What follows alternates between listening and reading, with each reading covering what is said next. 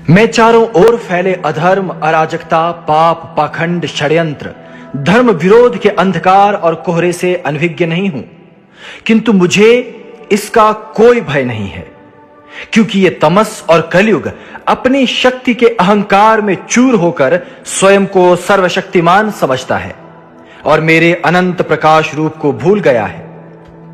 कलयुग के सपोलों को कहो कि मिलकर पूरा बल लगा दो, धर्म को पाखंड बताओ, मुझे पाखंडी कहो, देवी देवताओं का, धर्म गुरुओं का, साधु संतों का अपमान कर उन्हें प्रताड़ित करो, मेरे मंदिर और मेरे पवित्र राष्ट्र का जी भर अपमान कर लो, क्योंकि अब वो समय आने वाला है जब तुम धर्म की अपार शक्ति देखोगे, सत्य सनातन का बल देखोगे, मेरे भीतर धर्म और युद्ध का बल छिपा है ये देखोगे, मेरे तप, साधना और प्रेम का बल और तेज देखोगे। अब मेरे दिव्य धर्ममय प्रकाश से टकरा कर दिखाओ। तुम्हारी चुनौतियों का उत्तर लेकर अब मैं इस रण संग्राम में उपस्थित हूं।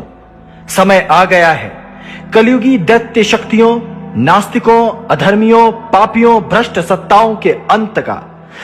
मैं इन अंधकार से भरे कलयुगी मलेच्छों से कहता हूं कि तुम मुझे सत्ताओं का और मृत्यु का भय मत दिखाओ। मेरे लिए मृत्यु वस्त्र बदलने के समान है। मैं तुम्हारे पाप रूपी अंधकार से डरकर भाग जाने के लिए नहीं आया हूं। मैं तो सर्वदा यहीं रहता हूं, सत्य रूप, धर्म रूप, जिसे तुम जान पहचान नहीं सकते।